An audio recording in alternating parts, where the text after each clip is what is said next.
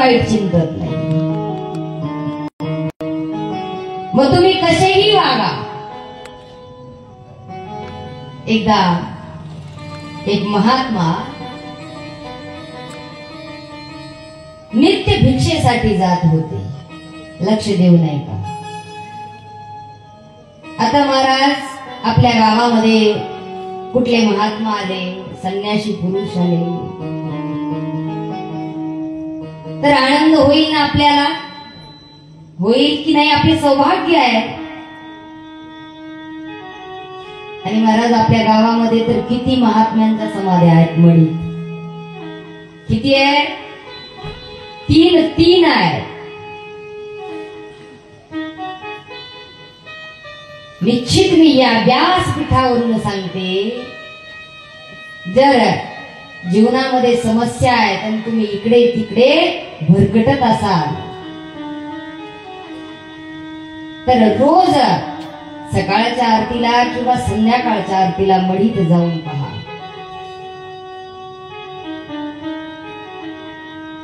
आणि मग मला सांगा तुमच्या जीवनातील समस्या आहे की निघून गेलीये, तुमच्यावर श्री गुरूंची कृपा प्राप्त झाली. परंतु महाराज महत्व समजेल तेव्हा ना. आता या गावामध्ये ते महात्मा भिक्षेसाठी जात. संपूर्ण लोक त्याला आपले सौभाग्य मानायचे. आमचे सौभाग्य आहे. सारे लोक भिक्षा देण्याकरता यायचे, सारे लोक. परंतु त्या गावामध्ये एक म्हातारी अशी होती. ती म्हातारी या महात्म्यांना शिव्या द्यायची. लक्ष देऊ नाही का? शिव्या द्यायची. दुसरं काही नव्हतंच महाराज तिच्याकडे. जे आहे तेच देणार की नाही? बोला, जे आहे तेच देणार ना? तिच्याकडे शिव्या होत्या, ती शिव्या द्यायची. आणि हे संत मोठे अद्भुत होते महाराज. ते रोज तिच्याकडेच जायचे. लोक समजून सांगायचे ती खाष्ट आहे, नका जाऊ, ती रोज शिव्या देते. तरीही तुम्ही तेथे का जाता? म्हणजे जे कोणच देत नाही ते ती देते.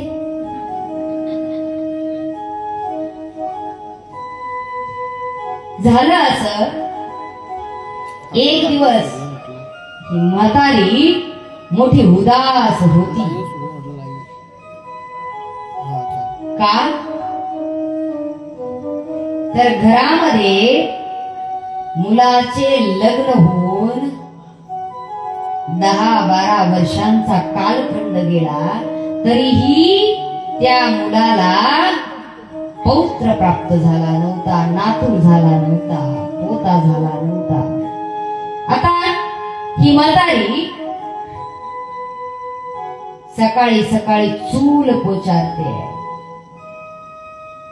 चुली माहिती आहेत अजून इकडं? बोला, आहेत ना? हा, घर काय केलं जातं शेणानं? बोला. आणि चूल काय केली जाते? चूल पोतारली जाते. बरोबर की नाही? हे तर माहिती आहे. आता महाराज ही म्हातारी सकाळी सकाळी कपडा घेऊन चूल पोतत होती. आता हे महात्मा तिच्याकडे भिक्षा मागायला गेले. ही चूल पोता पोता विचार करतीये, खिजलीये महाराज. डोक्यामध्ये विचार चालू आहेत. आणि हे महात्मा दारावर आले. भिक्षाम देही भवती भिक्षाम देही. आता महाराज आधीच ही काय उदास होती. आधीच कशी होती? उदास होती. त्या पुन्हा आजही तू आलास, तुला रोज मना करते, रोज शिव्या देते, तरीही तू दारात येतोस माझ्या भिक्षा मागायला. चूल पोचारता पोचारता पोता पोता जो हातामध्ये कपडा होता, जो पोता होता, तो पोता घेतला आणि तोच त्या महात्म्यांना फेकून मारला. तो पोता महात्म्यांना लागला. त्यांनी तो हातामध्ये घेतला. म्हणे चला मैया, आज कृपा झाली आपली. आज काहीतरी तरी दिलं मला, पण आज तुम्ही मला दिलंय ना, मीही तुम्हाला दिल्याशिवाय जाणार नाही. मग घाबरली महाराज. आणि मी तू पोता पोता पोता फेकून मारला, हे काय मला शाप वगैरे देतात की काय? मोठी घाबरली, काय माहित. मग महात्मा म्हणाले, तुम्हाला पोता दिलाय ना, तुम्हाला पोता दिलाय, जा तुझ्या अंगणातही पोताच खेळेल, तुझ्या पुत्रालाही पौत्र होईल, पोता होईल. संतांचा आशीर्वाद फलीभूत झाला. काही काळ जाताच घरामध्ये पोत्याचा जन्म झाला, नातवाचा जन्म झाला. आता महाराज त्या नातवाला घेऊन म्हातारी रडतीये आणि स्वतःलाच पोचतीये. म्हणे अरे, मी ज्यांना रोज शिव्या दिल्या, रोज ज्यांना मी माझ्या दारावर आल्यानंतर वाईट बोलले, चूल पोता पोता ज्यांना पोता फेकून मारला, त्यांच्या आशीर्वादाने आज मला पौत्राची प्राप्ती झाली, पोत्याची प्राप्त झाली आहे. आणि जर मी खरंच यांना रोज प्रेमाने भिक्षा दिली असती, प्रेमाने प्रसाद खाऊ घातला असता, तर निश्चित त्यांच्या संगाने, त्यांच्या आशीर्वादाने, त्यांच्या कृपेने माझ्या अंगणामध्ये आज ध्रुव प्रल्हाद खेळला असता.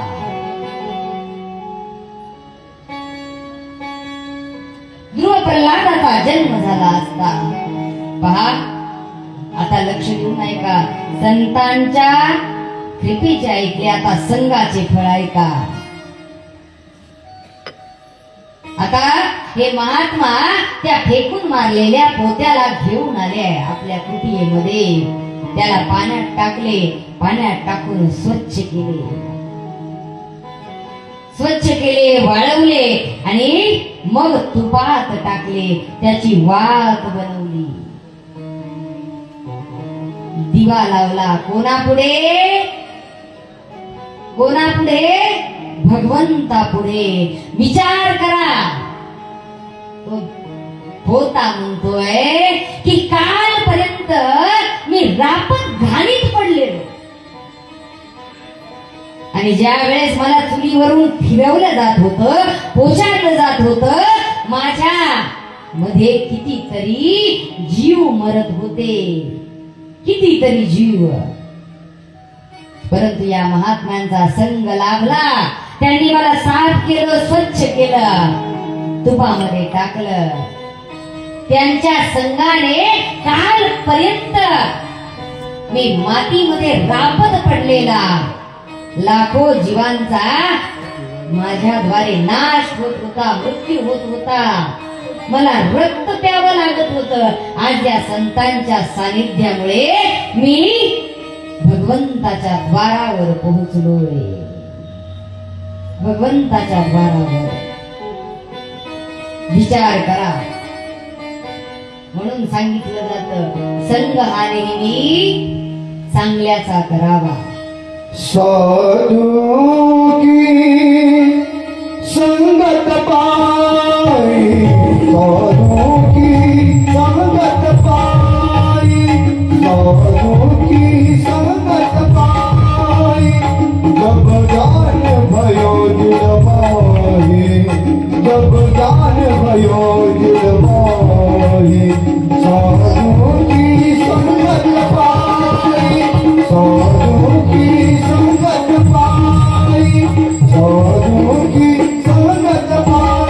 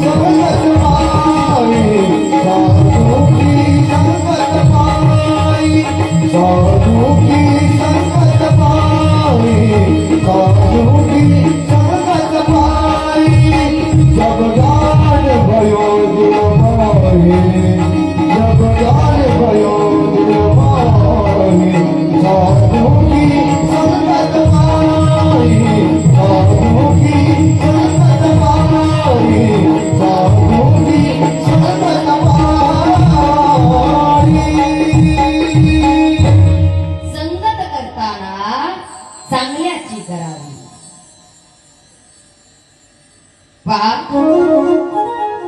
बाभळीच्या झाडाजवळ जर केळीचे झाड वाढले तर त्या बाभळीच्या काट्याने ते फाटणार म्हणजे फाटणार. परंतु जर चंदनाच्या शेजारी लिंबाचे झाड वाढले तर त्या लिंब कसा आहे, कडू आहे, परंतु चंदनाच्या सहवासात जर वाढले तर त्या लिंबाच्या झाडाला चंदनाचा सुवास आल्याशिवाय राहणार. रामाच्या सहवासामध्ये हनुमानजी, सुग्रीव, अंगद धन्य झाले. कृष्णाच्या सहवासामध्ये अर्जुन धन्य झाला.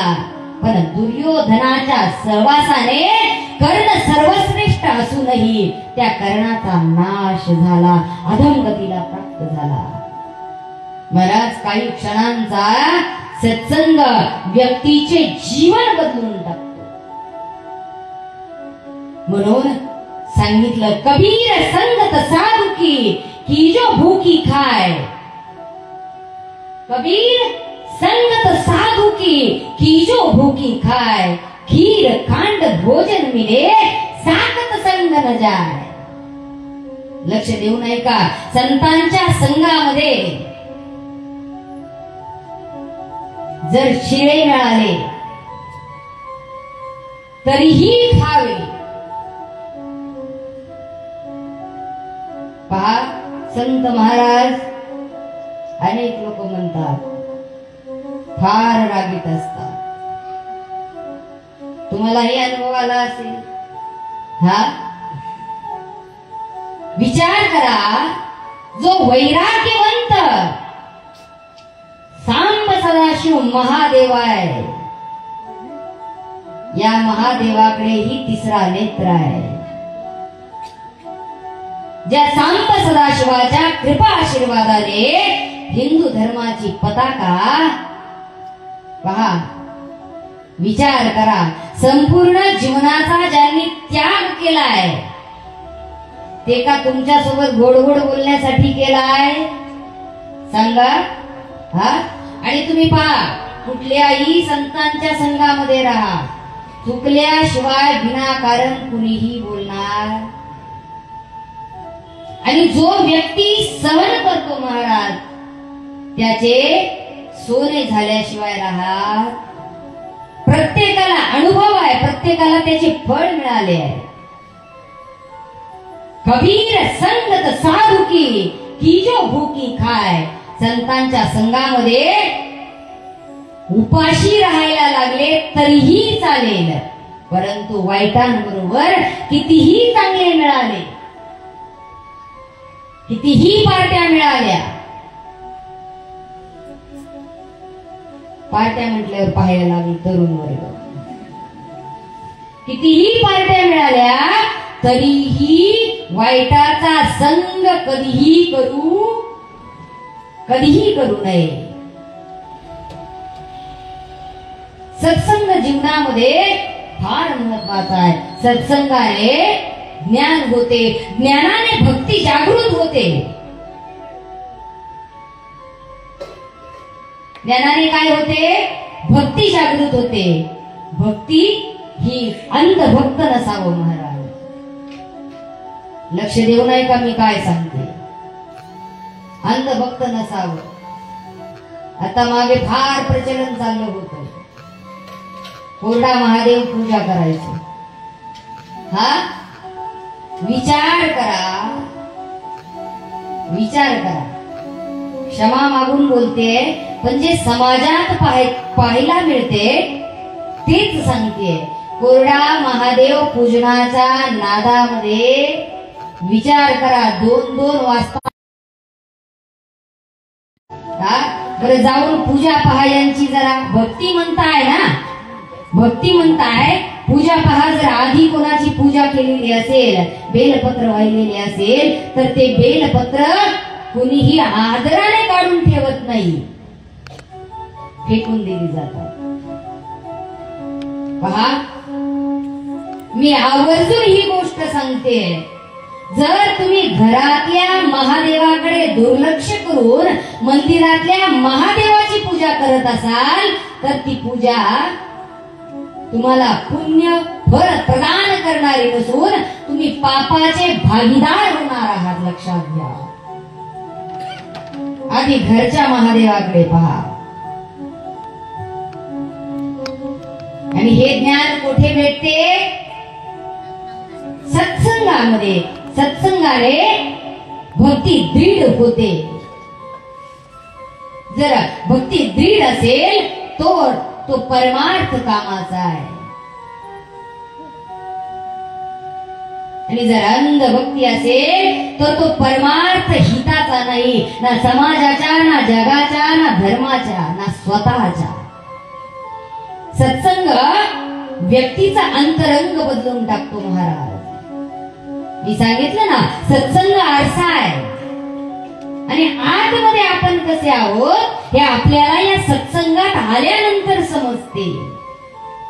तुमचे अंतरंग पहा. वरचा जो रंग आहे, आता पार्लर वाले आहेत महाराज, त्या बदलू शकतात. सर्जरी करतात, वॉलपुट्टी, फाउंडेशन. हा पहा ना, आधी अजून एक प्रथा आहे, नवी नवरी असेल तर पाहायला जातात. तुमच्या इकडे जातात का हो? हा, मारुतीच्या मंदिरामध्ये नवी नवरी बसते अजूनही. इकडे बसते का? गावात आल्या आल्या घरात नाही नेलं जात, बरोबर की नाही? आहे ना इकडे ही पद्धत? दर्शनाला जातात. हा, त्या नव्या नवरीला पाहण्याकरता रात्री किती गर्दी होते? हा, किती गर्दी होते. अनेक लोक आश्रमामध्ये दर्शनाला येतात. त्यावेळी या नव्या नवऱ्या पाहायला मिळतात. महाराज ज्या वेळेस लग्न लागतं, दर्शन घेतात, त्यावेळी एकदम गोऱ्या गोमट्या असतात. परत 2 दिवसांनी आल्यानंतर ओळखू येत नाही. ह्याच आहेत का? हा, जो वरचा रंग आहे हा रंग इतर कुणीही बदलून देईल, परंतु अंतरंग जो आहे हा अंतरंग फक्त याच सत्संगामध्ये पाहायला मिळेल, बदलायला मिळेल. दुसरा कुठेही बदलून मिळणार. भक्ती प्रेमा विना ज्ञान नको देवा. जे ज्ञान विना भक्तीचे आहे, विना प्रेमाचे आहे, ते ज्ञान नाही महाराज, ते अज्ञान आहे. ते काय आहे? अज्ञान आहे. ज्ञान कसं हवं?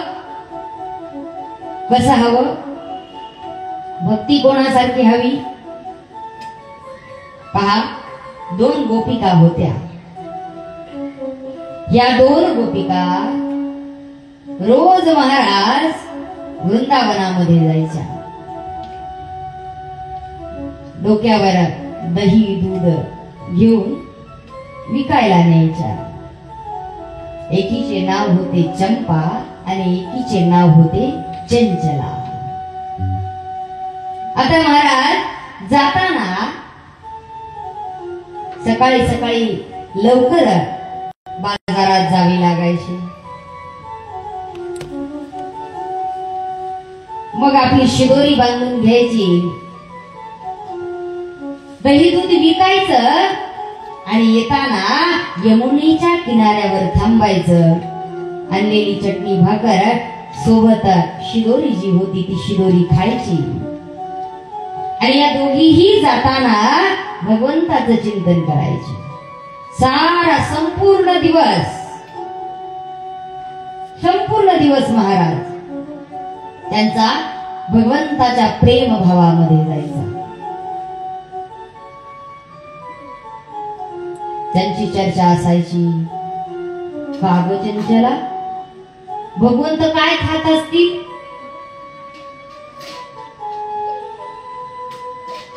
भगवंत झोपत कसे असतील? आपण किती अभागी आहोत ना, आपल्याला ज्ञान नाही, आपल्याला भगवंताचं दर्शन आजपर्यंत झालं नाही. पण भगवंत खरं कसं दिसत असतील? भगवंताचे स्वरूप कसे असेल?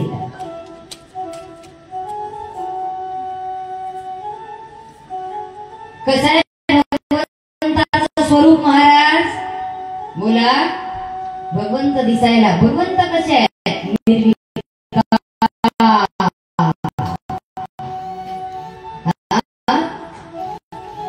बरोबर की नाही?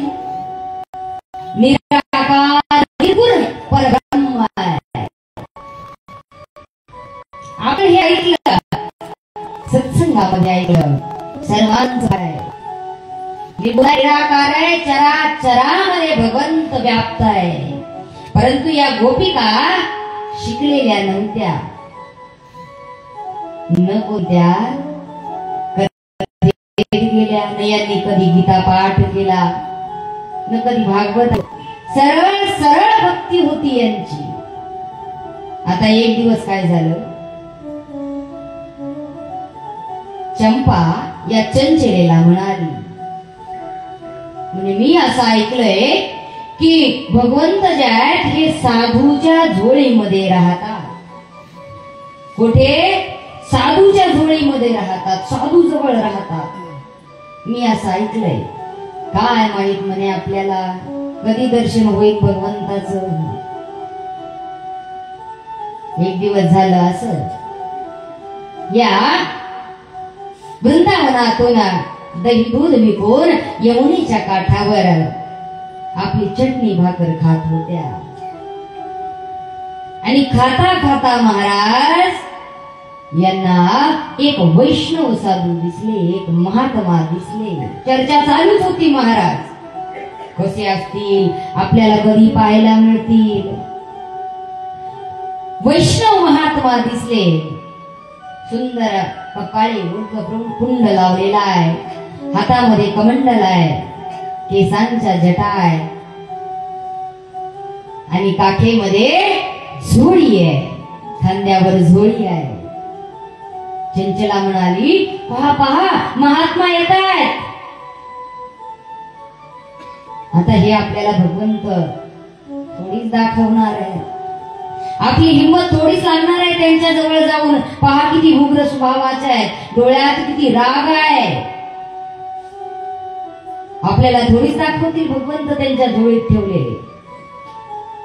म्हणे पण आपल्याला महात्माही सतत भेटणार नाही, भगवंताचं दर्शन तर झालंच पाहिजे.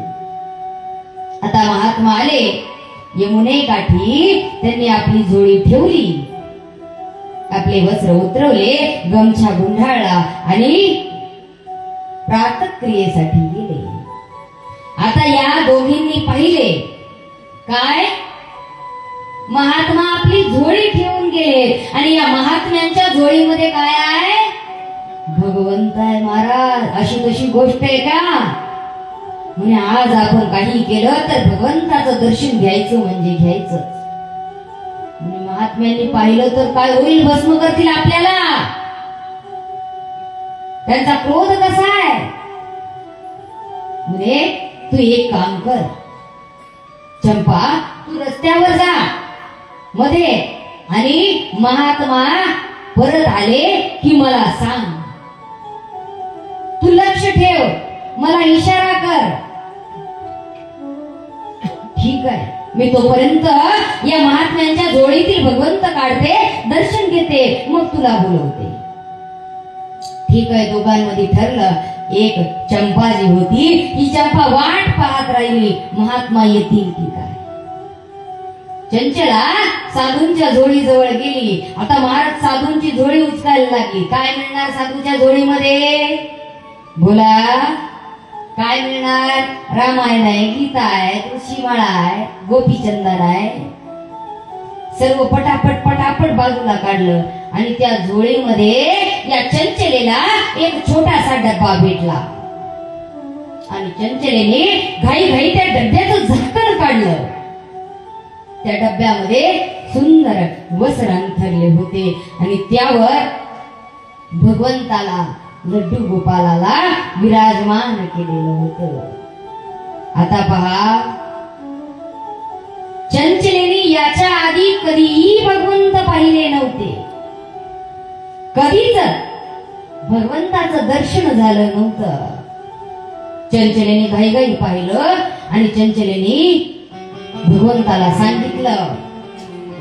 म्हणजे आपण तर पहिल्यांदाच भेटला आणि या बाबाने तुम्हाला डब्यामध्ये बंद करून ठेवले. पहा ना तुमचे हातपाय किती वाकडे झाले. हा आता बाबा हे महात्मा स्नानासाठी गेले. आता काय थोडा वेळ येणार नाही, तोपर्यंत प्रभू उठा आणि तुमचे हातपाय सरळ करून घ्या. वाकडे झाले, कळ लागली असेल.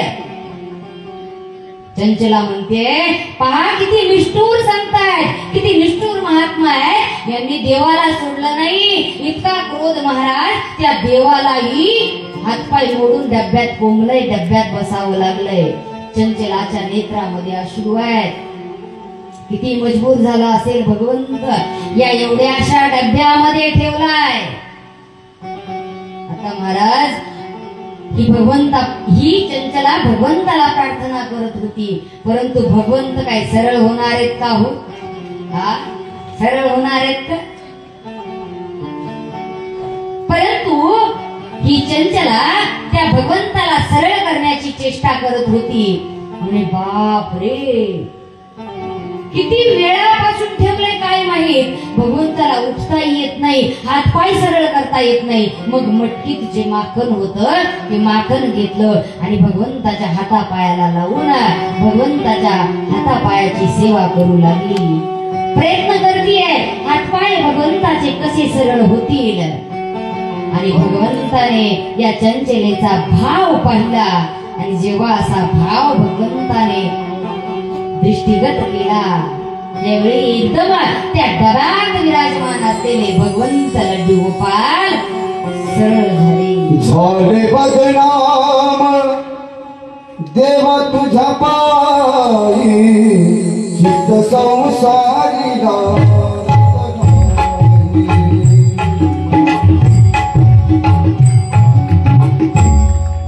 त्या चंचलेने प्रयत्न केला. भगवंत सरळ उभे राहिले महाराज.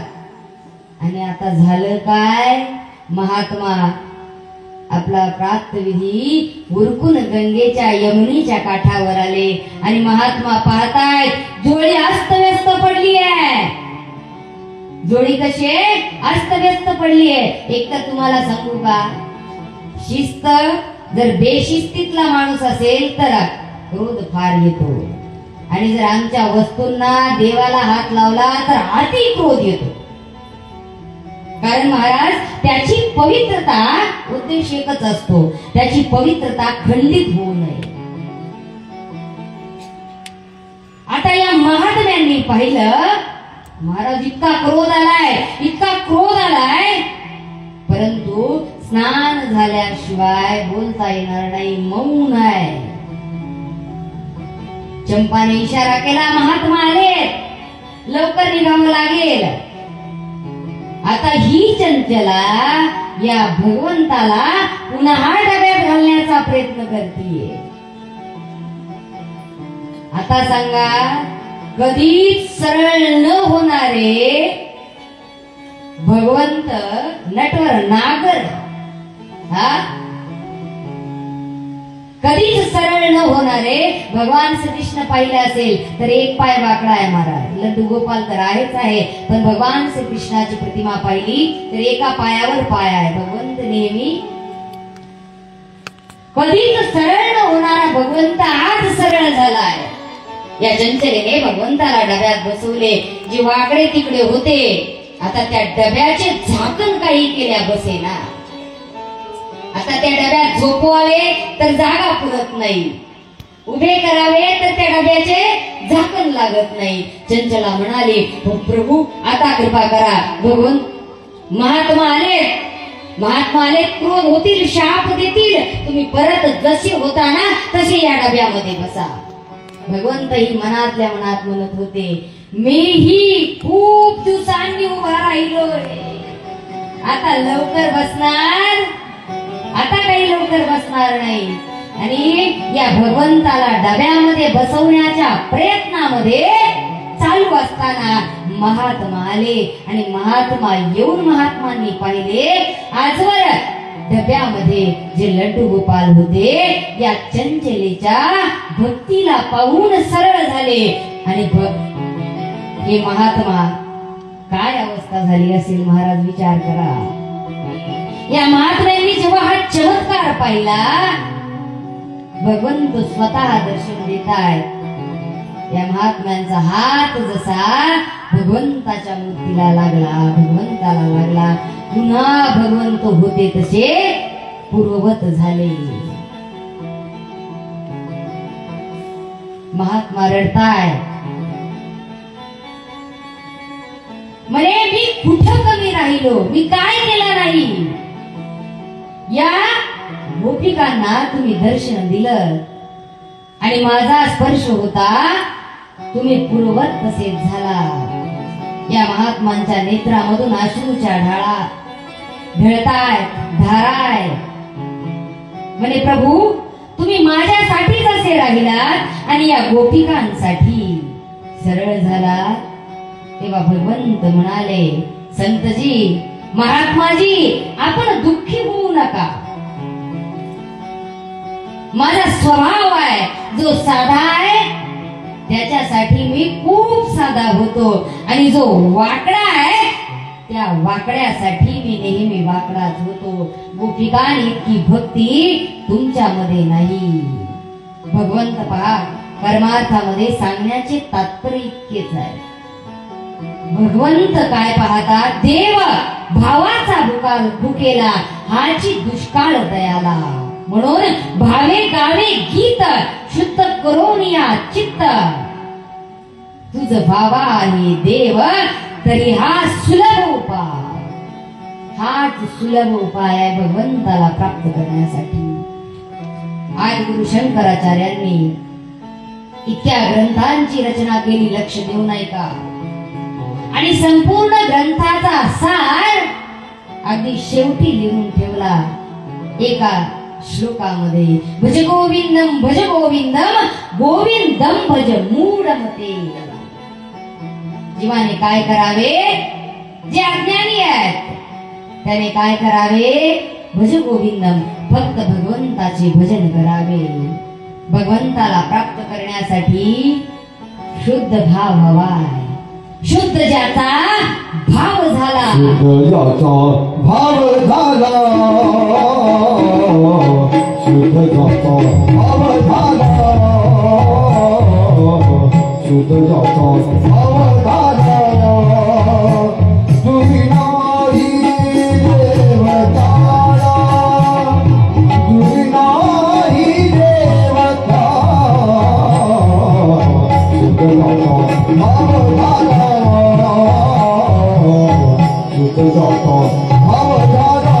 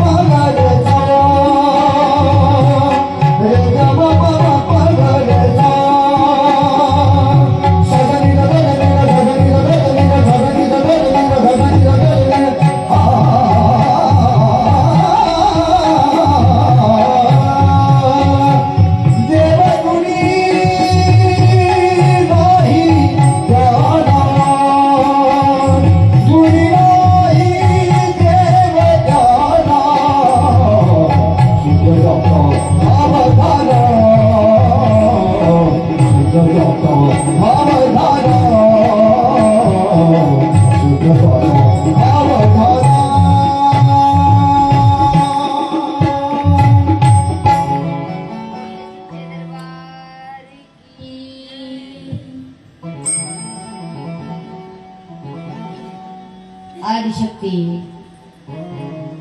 परांबा जगदंबा माँ भगवतीची महत कृपा आहे. पहा, असा एकही व्यक्ती नाही महाराज जो नवरात्रीमध्ये या आदिशक्ती जगदंबाची साधना करत नाही. नवरात्रीच्या उपवासाबरोबर एक साधना अवश्य करावी. माँ भगवतीच्या नवार्ण मंत्राची. नवार्ण मंत्र हा अत्यंत फलदायी मानला जातो. लक्ष देऊ नये का? नवारण मंत्र हा महामंत्र आहे जो 9 ग्रहांना नियंत्रित ठेवतो. या 9 ग्रहांचे नियंत्रण करण्याची शक्ती या नवार्ण मंत्रामध्ये आहे. या नवार्ण मंत्राच्या जपाने जरा श्रीयंत्रावर कुंकुमार्चन केले तर व्यक्तीला अतिउत्तम लाभ मिळतो. या नवार्ण मंत्राच्या जपाने पूर्ण क्षेत्रामध्ये सफलता प्राप्त होऊ लागते. जर तुम्ही शक्तीची उपासना करत असाल, आदिशक्ती परांबा जगदंबेचे उपासक असाल आणि तुम्हाला वाटत असेल की परांबा जगदंबेची कृपा आपल्यावर व्हावी, त्याने हा सर्वोपरी असा महामंत्र नवार्ण मंत्र, या मंत्राचा जप अवश्य करावा. आदिशक्ती जगदंबेचे 3 स्वरूप सांगितले पहा. कुठले कुठले? एक माता महासरस्वती, दुसरी महालक्ष्मी, तिसरी महाकाली.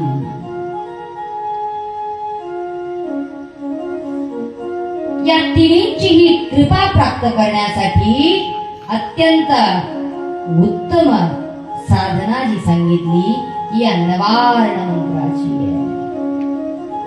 नवदुर्गांचा संयुक्त मंत्र आहे नवार्ण मंत्र. कोणता आहे तो? ऐम ह्रीम क्लीम चामुंडाये विचे. लक्ष देऊ नये का? ऐम हे पहिलं बीजाक्षर आहे. हे ज्ञान प्रदान करणारे ज्ञानमयी विद्यादायिनी माता सरस्वतीचा बीज मंत्र आहे. या फक्त ऐमच्या उच्चारणाने जपाने बुद्धी निर्मळ होती. या मंत्राने वाक सिद्धी प्रदान होते. जर सतत या मंत्राचा जप केला तर व्यक्तीला वाक सिद्धी प्राप्त होते.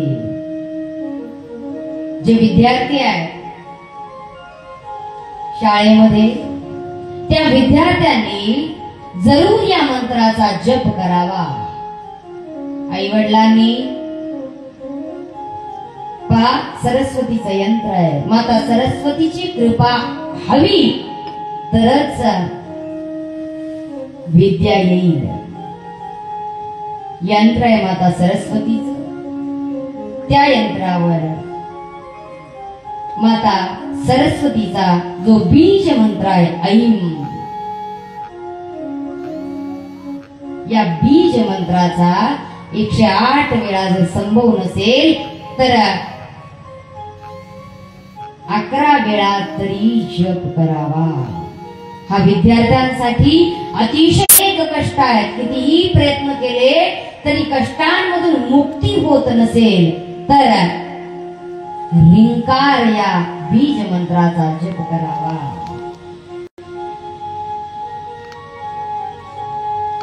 मानसिक, शारीरिक, आध्यात्मिक सर्व समस्यांचे समाधान ह्रींकार या जपाने होते. त्याचबरोबर परम ऐश्वर्य प्राप्त होते. त्यानंतर क्लीम हे बीजाक्षर आले.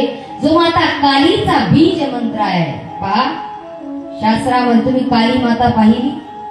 कालीचे स्वरूप कसे आहे? मोठे विक्राळ आहे, विकट आहे, तीव्र आहे. ज्याच्या जीवनामध्ये शत्रू जास्त आहे त्याने या बीज मंत्राचा जप करावा. हा बीज मंत्र माता महाकालीचा शत्रूंचा संहार करण्याचे प्रतीक आहे. यानंतर काय आलं? क, ल आणि ई या अक्षरांनी मिळून बनलेला क्लीम. क म्हणजे कामाचे बीज आहे, ज्याने भौतिक सफलता व्यक्तीला प्राप्त होते. ल म्हणजे लक्ष्मी बीजाचा स्तोत्र, लक्ष्मी प्राप्तीसाठी. ई म्हणजे इचे उच्चारण हे आपल्याकडे जी अगटित शक्ती आली आहे, तुम्हाला कधी जाणीव होत असेल, कुठल्या जागेवरून जाताना दबाव जाणवत असेल,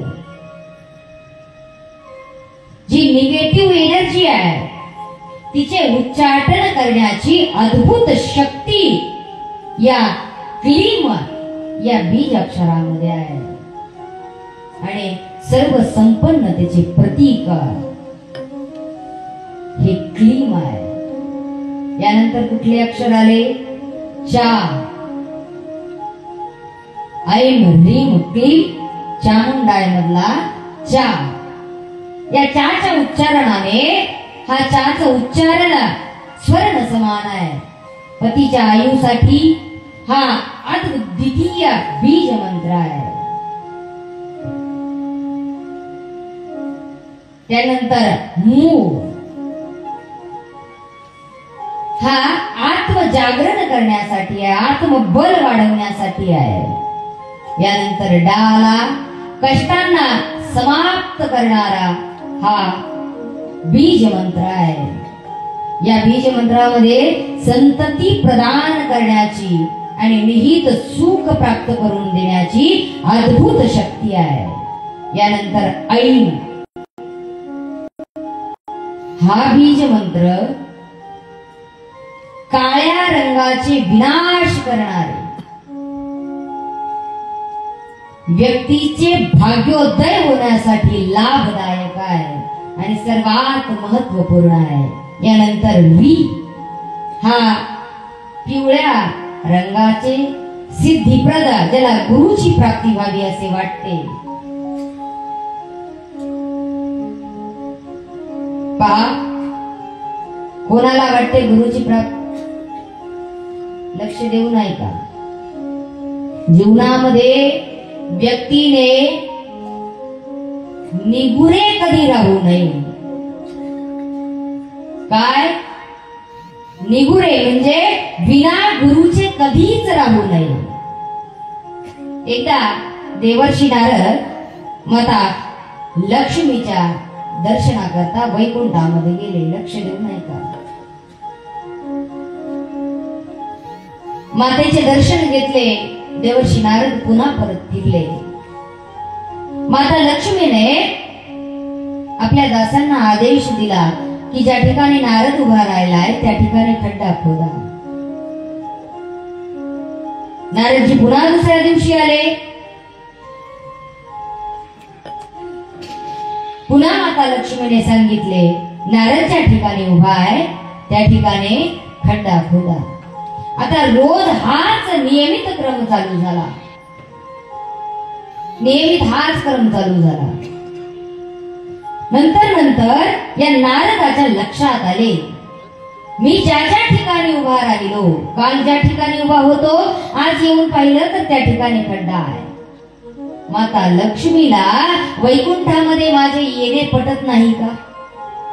म्हणून शंका आली आणि शंकेचे निरसन करण्याकरता माता लक्ष्मीला प्रश्न विचारला. तेव्हा माता लक्ष्मीने देवर्षी नारदांना सांगितलंय, काय? हे नारदा, तू निगुरा आहेस आणि जो निगुरा आहे त्या निगुरेच्या घरचे पाणी सोड त्याची छाया पापात ढकलणारी आहे. ज्या ठिकाणी निगुरा उभा राहिला ती भूमी सुद्धा अपवित्र होते. तू निगुरा आहेस. सुनले चतुर सुजान निगुरे नहीं रहना, चौरासी में आना जाना पडे नरुत की खान. निगुरे, तुम्ही जीवनात कितीही परमार्थ करा, कितीही देवदेव करा, कितीही उपवास धरा, निरंकार धरा, फळ खाऊन धरा, दूध पिऊन धरा, बिना पाण्याचा धरा. काही काही लोक धरतात महाराज. परंतु जीवनामध्ये गुरु नसेल तर त्याचा काही लाभ होणार, त्याचे पुण्य प्राप्त होणार. लक्ष देऊ नाही का? गुरुरुष्टो जर पहा, सर्व देवता व्यक्तीवर जीवावर रिष्ट झाले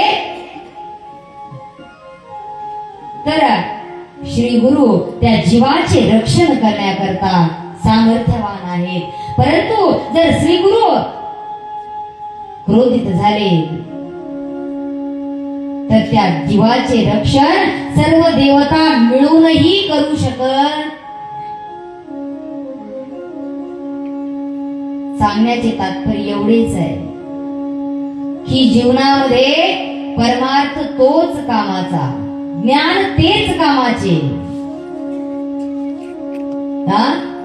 ज्याने जीवनामध्ये गुरु केला आहे. तुम्ही हनुमान चालीसा वाचता? बोला, वाचता की नाही? वाचता ना?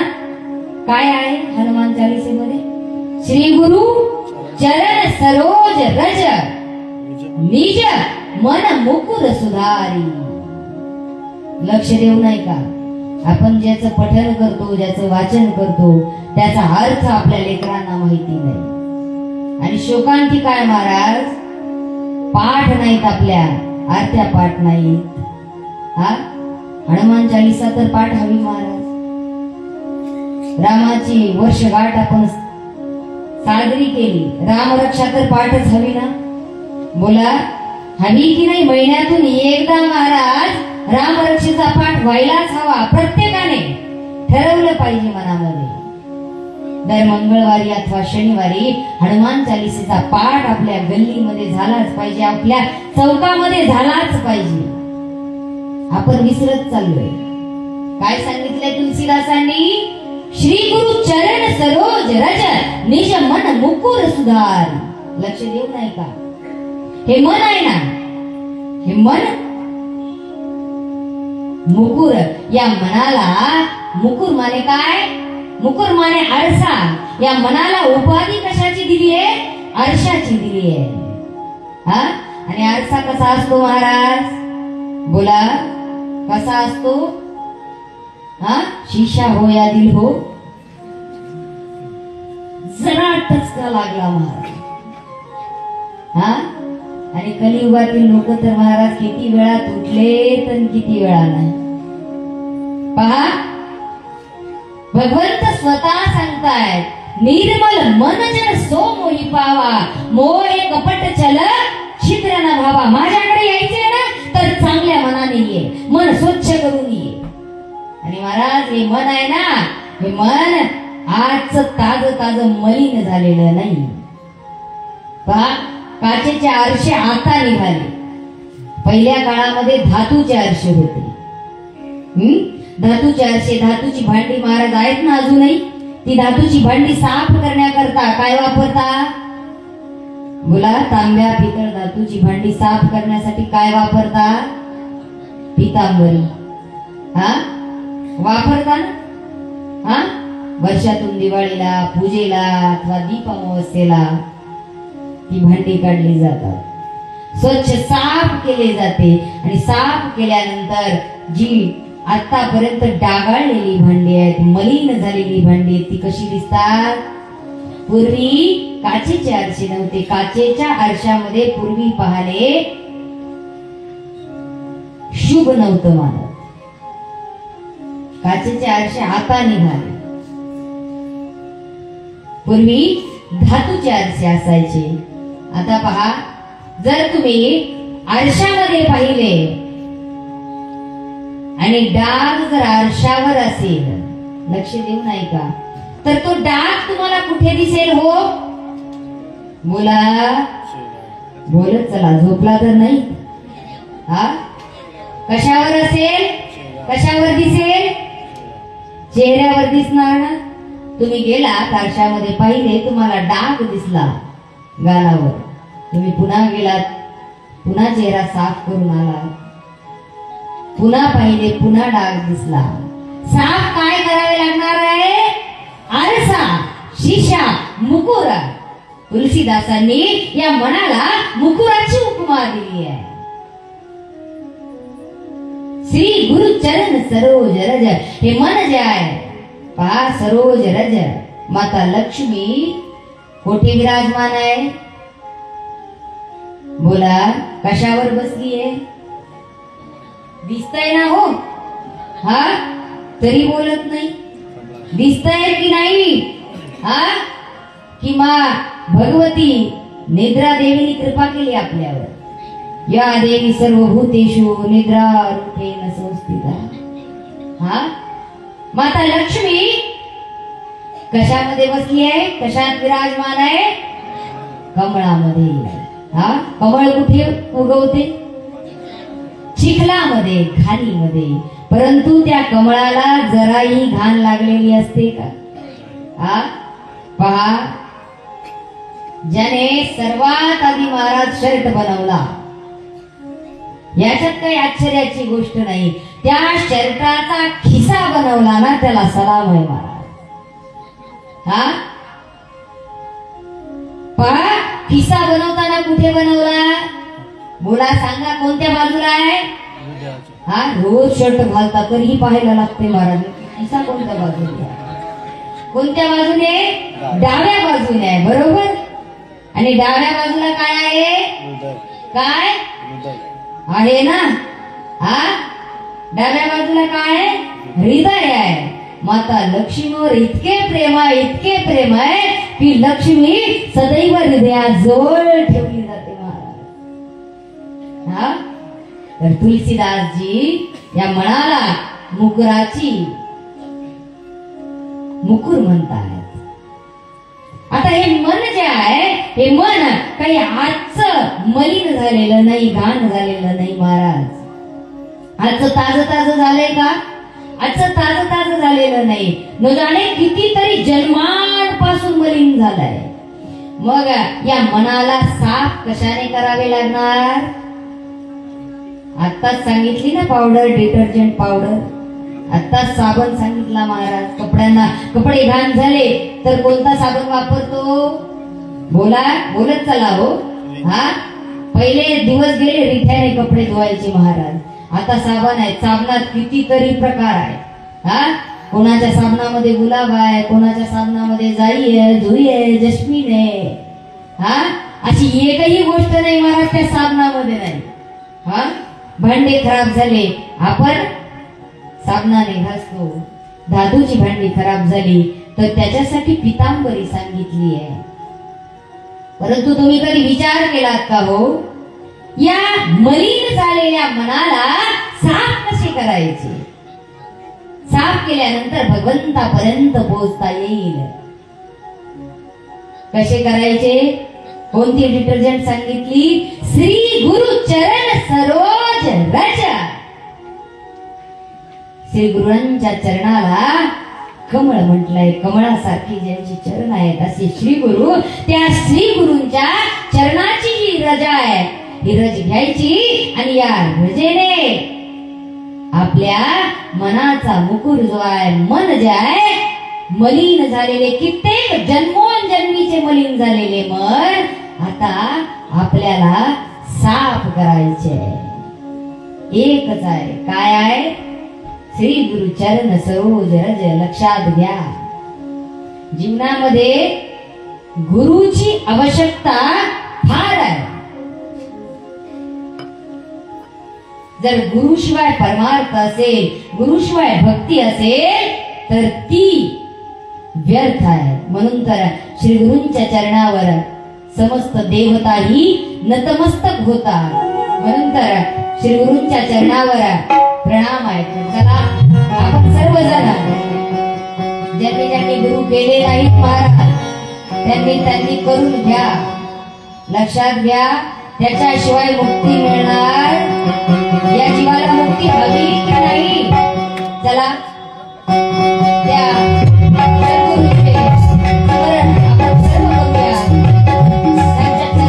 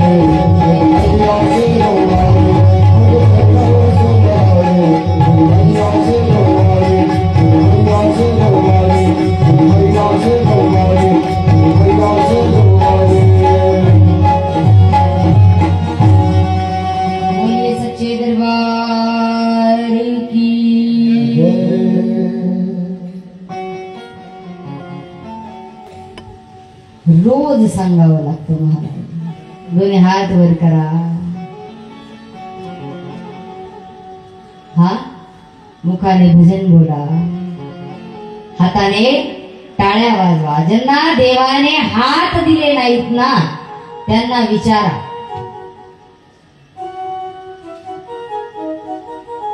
पहा,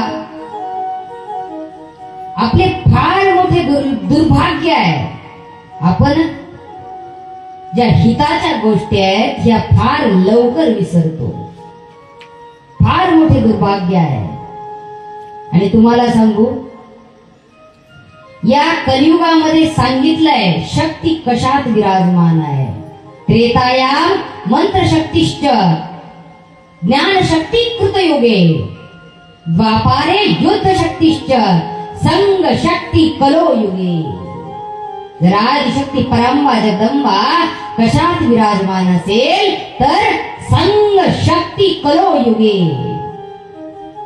संघ म्हणजे काय? एकत्र येण्यात. संघात फार शक्ती आहे. त्रेतायुगामध्ये जर तुम्ही पाहाल तर देश धर्म आणि देवाच्या रक्षणासाठी मंत्रशक्ती होती. नंतर कृतयुगामध्ये पाहाल तर ज्ञान शक्ती होती. द्वापार युगामध्ये पाहाल तर युद्ध शक्ती होती. आणि कलियुगामध्ये जर पाहाल तर संघामध्ये शक्ती आहे, एकत्र येण्यामध्ये शक्ती आहे. धर्माच्या रक्षणासाठी, देवाच्या रक्षणासाठी आणि देशाच्या रक्षणासाठी आता फक्त एकत्र येण्याची आवश्यकता आहे. लक्ष देऊ नाही का? कशाची गरज आहे? एकत्र येण्याची आवश्यकता आहे. कारण आज जर विखुरला असेल तर तो फक्त आणि फक्त आपला हिंदू समाज आहे. फक्त हिंदू समाज आहे. आज पहा, कोणीही आयरा गैरा येतो आणि आपल्या धर्माची अवहेलना करून जातो. कोणताही, कुणीही ज्याला कळत नाही, कुणीही येऊ द्या. हा, आज आपल्याला आपल्याच देशामध्ये आपल्याच ही देवभूमी आहे, देवतांनी जन्म घेतलेली भूमी आहे.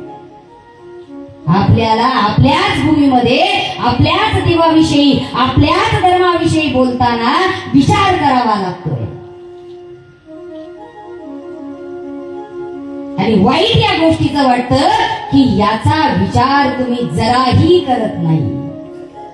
महाराज म्हणायला 100 करोड आहे. किती आहे? विधर्मी किती आहे? 100 करोड आहे. विचार करा, करोडो हिंदूंना अगदी काही विधर्मीयांपासून धोका आहे. पण माझा प्रश्न असा आहे की हे करोडो हिंदू आहेत कुठे? दाखवा मला. करोडो सोडा, हो करोडो सोडा, लाखो दाखवा, हजारो दाखवा. हा, आहेत का? तुम्हाला सांगू, हिंदू धर्माला सर्वात मोठा खतरा हा विधर्मीयांपासून कधी हिंदूंपासून जास्त आहे. विचार करा जरा. अरे, गीता, भागवत, उपनिषद काही महाग ग्रंथ आहेत का? हा, न मिळणारी ग्रंथ आहेत का? पण महाराज, शोकांतिका अशी आहे की ती आपल्याला थोपवावी लागतात. आजही सत्याचे निमंत्रण द्यावे लागते, पत्रिका छापाव्या लागतात. आजही शोकांतिका आहे आपली. आज जर पाहिले तर कोणालाच काहीच पडले नाही. अरे, खतरा बाहेरच्यांपासून नाही, खतरा आपल्याच लोकांपासून आहे. कारण तुम्हाला सांगू, शंका करणारे दुसऱ्या धर्माचे नाहीतच, आपलेच आहेत. शंका ज्यांना येतात ते आपलेच आहेत. शंका फक्त अर्जुनाला होती. आपलेच बंधू बांधव आहेत, सर्व आपलेच आहेत. मग भगवान श्रीकृष्णाने गीता ऐकवली, गीता सांगितली, परंतु तरीही अर्जुनाला शंका होतीच. जास्त अक्कल असणाऱ्यांना जास्त शंका असते. दुर्योधनाला शंका नव्हतीच. मुळे या दुर्योधनाला माहिती होते, त्याने निश्चित करून ठेवले होते, कोणी आपले बंधू बांधव नाही. युद्ध आणि युद्ध आणि युद्ध अटळ आहे, युद्ध करायचेच आहे. मग त्या युद्धात आपल्याला मरावे लागले तरी चालेल, शंका आज जर पाहिलं तर फक्त हिंदूंना आहे. ही सर्वात मोठी दुर्दशा आहे आपल्या धर्माची, सर्वात मोठी दुर्दशा. विचार करा, आपण फक्त नावाला हिंदू राहिलो, फक्त नावाला हिंदू आहे ना. आपल्या लेकरांना रामायण येते, अहो भागवत आणि भगवद्गीता यामधलंही अंतर कळत नाही. काय चाललंय समजत नाही. आपल्या लेकरांना न गीता येते न संस्कृत येते. कोणतीही कथा घ्या, आपल्या लोकांना त्याच्यात काय आहे हे माहिती नसते. हा, जर आपल्या लोकांना आपल्या देवाचा, आपल्या संस्कृतीचा परिचय नसेल तर काय होणार आहे? निश्चित फसवली जाणार आहात. लक्षात घ्या, आपल्या लेकरांना आपण माहिती काहीच देत नाही आणि मग आपलीच लेकरं देवावर, देशावर आणि धर्मावर प्रश्न करायला लागतात, प्रश्न करतात. हा, विचार करा, विधर्मी लोकांकडे जाऊन पहा. कोणताही शीख आज कितीही झाले तरी पग बांधण्यासाठी विसरला नाहीये. कोणताही मुस्लिम 5 वेळेला नमाज पाडण्याची विसरला नाहीये. फक्त एकमेव हिंदू असा आहे, या हिंदूने तिलक सोडला. आपला जो परिचय आहे हिंदू असण्याचा, हा परिचय सोडून दिला. मग आपली लेकरं पाहिली की आता भरकटतात. इतकी भरकटलेली आहेत, इतकी भरकटलेली आहेत महाराज, त्यांना धरून जरी आणलं तरी जाग्यावर येत नाही. त्यात दूरदर्शन आहे, सोशल मीडिया आहे भर घालण्यासाठी. आम्ही कितीही ओरडून सांगितलं, कितीही बिंबेच्या देठापासून ओरडलं ना, तरीही या बाकीच्या गोष्टी आहेत. हा, आमच्या पोरांना आजपर्यंत पहा, विचारा, प्रेम म्हटलं की भगवान श्रीकृष्णाकडे पाहतात. हा, अहो प्रेम पाहिजे असेल तर तुम्ही माता सतीकडे आणि भगवान शिवजीकडे पहा. जर तुम्हाला प्रेम पाहिजे पती पत्नी मध्ये किती आहे तर उर्मिलेकडे पहा, लक्ष्मणाकडे पहा.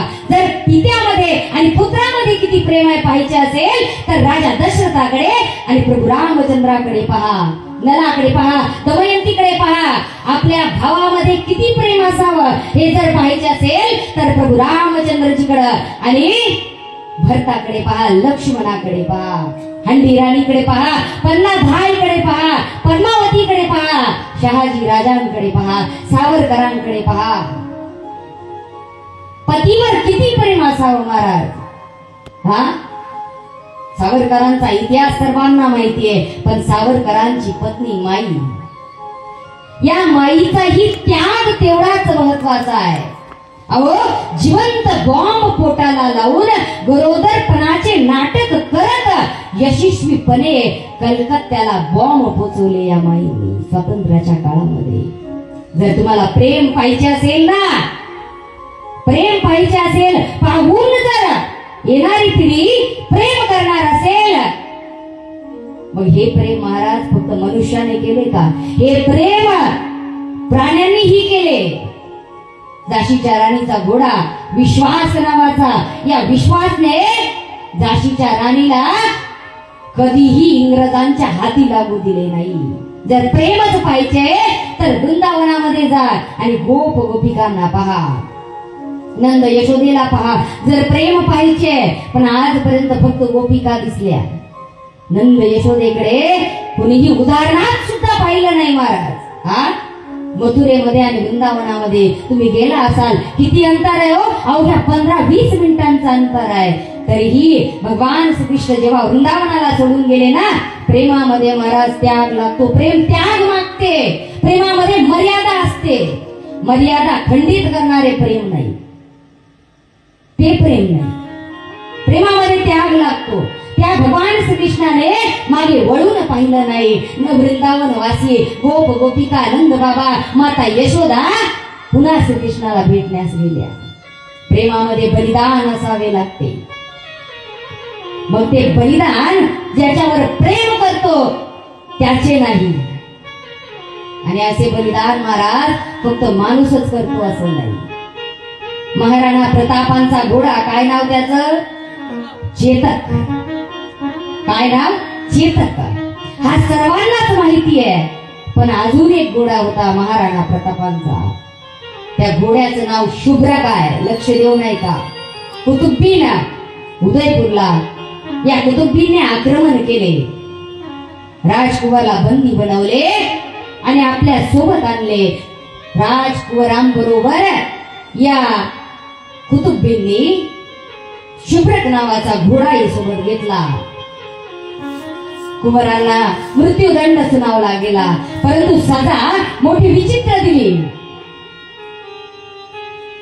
या कुतुबींनी सजा सांगितली की या कुमारांचे डोके आहे, मस्तक आहे, हे धडा वेगळे करायचे. आणि धडा वेगळे झालेले मस्तक, जसं आपण पोलो खेळतो ना, पोलो चेंडू लाकडाने, तसा या कुमारांचं जे मस्तक आहे, मुंडक आहे, तसं त्या बागेमध्ये खेळायचं. एक जागा ठेवली, त्या जागेमध्ये खेळत खेळत आणायचं. आणि जो आणणार त्याला उच्च स्थान प्राप्त होणार.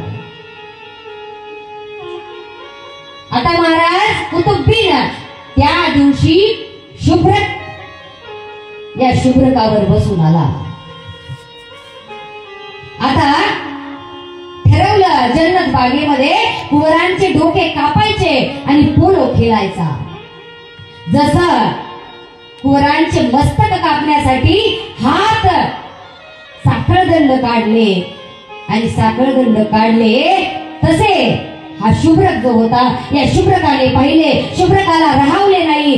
कुतुबीनला या शुभ्रकाने जमिनीवर पडले आणि त्या कुतुबीनच्या छातीवर पायाने इतके वार केले का तो कुतुबीन काही क्षणात तडफडून मेला. राजकुवरला आपल्यावर बसवले आणि राजकुवर या शुभ्रकवर सवार झाले. आणि विना थांबता उदयपूरच्या महालासमोर येऊनच हा शुभ्रक थांबला. राजकुवर उतरले, त्याच्यावरून हात फिरवला. पाहिले शुभ्रक प्रतिमा बनून उभा आहे. हात फिरवतात शुभ्रक जमिनीवर पडला. विचार करा, प्राण निघत तोपर्यंत आपल्या धन्याच्या रक्षणाखातर पळला हा चेतक. या चेतकने काय केले असेल? प्रेमच केले असेल ना. बोला, प्रेमच केले असेल ना. परंतु महाराज, आपल्याला आजपर्यंत हे कोणी सांगितले नाही, हे कोणी शिकवले नाही. आणि मी भारताच्या येणाऱ्या पिढीला अगदी अंतःकरणापासून तळमळीने सांगण्याचा प्रयत्न करते. कुणी सांगेल याची वाट पाहत बसू नका. आज सर्व साधने उपलब्ध आहेत. आपल्या भारताचा इतिहास प्रत्येकाला माहिती हवा. जर तुम्ही देव, देश, धर्म याबद्दल शंकाच करत राहिला तर महाराज, येणाऱ्या पिढीमध्ये हिंदू धर्म राहणार नाही. विचार करा. विज्ञानाने प्रत्येक शोधावर रिसर्च केलाय. कोणताही शोध विज्ञानाचा मला दाखवा जो सर्च केलेला आहे. एकही सायंटिस्ट नाहीये. नासाने सांगितलं, तुम्ही पंचांग जर पाहाल तर त्या पंचांगामध्ये जे सूर्यग्रहण, चंद्रग्रहण आहेत, इथून मागे किती आली त्याचं वर्णन आपल्या पंचांगामध्ये आहे. इथून पुढे हजारो वर्ष कधी येणार आहेत त्याचं वर्णनही आपल्या पंचांगामध्ये आहे. नासाचं महाराज 1950व्या साली झालं. नासाने रिसर्च केला त्याच्यावर. त्याच्या आधी नासा नव्हता. गावात तुम्ही पाहाल, कुठलेही पंडितजी, कुठलेही ब्राह्मण देवता तुम्हाला पंचांगामध्ये पाहून सांगत होते सूर्यग्रहण कधी पडणार आहे, चंद्रग्रहण कधी पडणार आहे. या नासाने पंचांगावर रिसर्च केलंय आणि रिसर्च करून सांगितले की भारताच्या पंचांगामध्ये आणि नासामध्ये तीळ मात्रही फरक नाही. अहो, दिवस नाही, घंटा नाही, एका क्षणाचाही फरक नाही. एवढी तंतोतंत गोष्ट या पंचांगात लिहिली आहे. आता नासाने शोध लावला, मंगळाचा लावला, अनेक लोक आले, अनेक ग्रहांचा, आता चंद्राचा शोध लावला, पाणी नाही, अमुक नाही, तमुक नाही. आता आपल्याला पाहायला मिळते, ऐकायला मिळते. पण आपल्या ग्रंथामध्ये ऋषी मुनींनी कितीतरी आधी सांगून ठेवलंय. ब्रह्म मुरारी त्रिपुरंतकारी भानुषची भूमी सुतो बुधश्च गुरुश्च शक्रुश्च शनिराह केतवे सर्वे ग्रहा शांतिकरा भवन्तु. पंचांगात आपल्या ऋषी मुनींनी सांगून ठेवलंय. तरीही जर आपल्या मनामध्ये शंका असेल तर काय करणार महाराज? केवढी मोठी शोकांती काय. जर तुम्ही हिंदू धर्म पाहाल, सनातन संस्कृती पाहाल, तर तुम्हाला कला आणि विज्ञान हे फक्त आपल्याच संस्कृतीमध्ये पाहायला मिळते. तुम्ही कोणतीही मंदिर पहा, कोणतीही मंदिर पहा, मंदिराला काय म्हटलं जातं हो? बोला. ज्या ठिकाणी भगवंताची प्रतिमा विराजमान आहे त्याला कोणता शब्द आहे? काय म्हटलं जातं? गर्भगृह. काय म्हटलं जातं? गर्भगृह म्हटलं जातं. लक्ष देऊ नाही का? विचार करा, मंदिरात गेल्यानंतर कशाला शांती मिळते? या आत्म्याला, बरोबर आहे.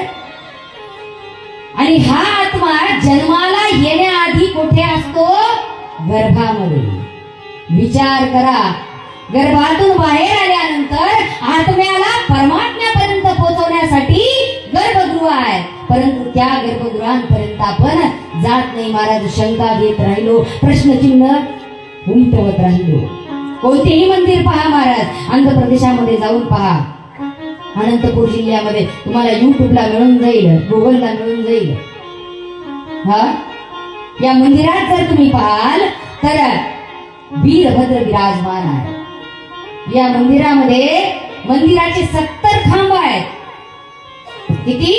70 खांबावर हे मंदिर विराजमान आहे. पण महाराज विज्ञान पहा तुम्ही, आता या सायंटिस्टच्या विज्ञानावर, त्या काळी ते विज्ञान असं आहे, 70 खांबावर मंदिर उभं आहे, परंतु त्या मंदिराचा एकही खांब जमिनीला टेकलेला नाही. अर्धा इंच जमिनीपासून उंच खांब आहे. विचार करा, सर्व मंदिर हवेमध्ये तरंगत आहे, दूर नाही, कधीही जाऊन पाहू शकता. मी तुम्हाला 52 शक्तीपीठामधील सांगितलं, माता ज्वालादेवीचे हिमालयामध्ये ज्वालादेवीचे मंदिर सांगितले, ज्या ठिकाणी मा भगवतीच्या शरीरामध्ये एक अंग म्हणजे जिव्हा पडलेली आहे. लक्ष देऊ नाही का? हिमालयामध्ये आहे. आजही त्या ठिकाणी पृथ्वीच्या गर्भातून 9 ज्वाला निघतात. 9 ज्वाला, ज्या 9 दुर्गेचे स्वरूप समजल्या जातात. महाकाली, अन्नपूर्णा, चंडी, हिंगराज माता, विद्यवासिनी, महालक्ष्मी, महासरस्वती, अंबिका, अंबादेवी. तुम्हाला माहितीये, या ज्योतीला विझवण्याचा प्रयत्न अनेक लोकांनी केला. अकबराने त्या ज्योतीवर विहिरीतून पाणी, आपण पाठ करतो, पाईपलाईन करतो, त्या काळी त्या ज्योतीला विझवण्यासाठी पाण्याची व्यवस्था केली, विझवून टाकण्याचा प्रयत्न केला, परंतु अकबर विझवू शकला नाही. आणि मग अकबराने मा भगवतीचा चमत्कार पाहिला आणि मग 50 किलो सोन्याचे छत्र केले. जर कधी भविष्यामध्ये तरुण पिढीला आपलं ऐश्वर्य पाहिजे असेल तर हिमालयामध्ये या ज्वालादेवीच्या मंदिरात जाऊन पहा. आजही हे 50 किलोचे छत्र आहे, परंतु माझ्या मा भगवतीने हे छत्र स्वीकार केले नाही. घेऊन येताना ते छत्र जमिनीवर पडले आणि ते कोणत्या धातूमध्ये परिवर्तित झाले ते आजपर्यंत एकही शास्त्रज्ञ शोध लावू शकला नाही. महाराज विचार करा, अशी मंदिर आहेत महाराज. देहरादून मध्ये एक मंदिर आहे भगवान महादेवाचं. त्या भागामध्ये कोण्याही व्यक्तीचा जीव गेल्यानंतर त्या मंदिरामध्ये आणले जाते. भगवान शिवजीचे शिवतीर्थ, मृत्यू झालेला माणूस आणला जातो, जीव नसलेला, प्राण त्यागलेला त्या मंदिरात आणल्यानंतर काही क्षण काही क्षण ते चरणामृत घेण्यासाठी तो प्राण नसलेला देह त्याच्यामध्ये प्राणांचा संचार होतो, चरणामृत घेतले जाते आणि मग आपल्या प्राणाला त्यागलं जातं. आजही आहे. अशी अशी मंदिर आहेत, अशी मंदिर आहेत महाराज. तुम्ही कर्नाटक मध्ये लक्ष्मी नारायणाचे मंदिर आहे, फार जुने आहे, फार जुने मंदिर आहे. मूर्ती अशी आहे, या मूर्तीच्या डोक्यावरून जर गरम पाणी टाकले तर ते पायापर्यंत येईपर्यंत त्याचे रूपांतर बर्फात होते, थंड होते. आणि जर मूर्तीच्या डोक्यावरून थंड पाणी टाकले तर पायापर्यंत पाणी येईपर्यंत त्या पाण्यातून वाफा निघतात, पाणी उकळू लागते. मला सांगा, आजपर्यंत तुम्ही असं कुठल्या धर्मात पाहिलं का? एकमेव धर्म आहे तो म्हणजे हिंदू धर्म आहे. आणि विशेष म्हणजे याचं रहस्य आजपर्यंत कुणीही उलगडू शकलं नाही, कोणालाही उलगडता आलं नाही, कुणीही उलगडलं नाही. आणि विशेष पहा, देवतांनीही जन्म याच भूमीत घेतलाय. हा कुठला देव आहे का इंग्लंड मध्ये जन्माला आला? भगवान श्रीकृष्णाचा अवतार, मा भगवतीची जी शक्तीपीठ आहे, मा भगवतीचे अंग जे आहेत ते पडले ते कोणत्या देशामध्ये? याच भारत भूमीमध्ये पडले. पहा ना, किती सौभाग्यशाली आहे ही भारत भूमी, ज्या भूमीमध्ये माता दुर्गेची 52 शक्तीपीठे आहेत, 12 ज्योतिर्लिंग आहेत आणि अष्टविनायकांची स्थापना झाली आहे. भगवान सांब सदाशिवाचा, माता जगदंबेचा सारा परिवार स्वयंभू होऊन या धरतीमध्ये प्रगट झालाय. विचार करा, का त्या परमात्म्याने या भारत भूमीवर एवढी कृपा केली. समस्त देवी देवतांचे अवतारही याच भारत भूमीमध्ये झाले. का त्या जगदंबेने या भूमीवर एवढी कृपा केली? कारण काय तर फळे फुले धनधान्य समस्त अष्टलक्ष्मींनी बहरलेला, नटलेला, सजलेला हा माझा भारत देश आहे. या भारत देशाचे सौंदर्य अभिनव आहे, अतुल्य आहे. स्वर्गाच्याही सुखाला लाजवणारी ही भारत भूमी आहे. म्हणून तर सारे स्वर्गवासी या भारत भूमीमध्ये जन्म घेण्याचा प्रयत्न करतात. स्वर्गाचे अमर इच्छिताती देवा, मृत्यूलोकी व्हावा जन्म आम्हा. युगायुगापासून या धरतीला महाराज इतकी संपदा आहे. युगायुगापासून या धरतीच्या वैभवाला, संपदेला अनेकांनी लुटण्याचा प्रयत्न केला. साऱ्या विश्वाने लुटलं. असा एकही मला दाखवून द्या जो आला आणि रिकाम्या हाताने परत गेला.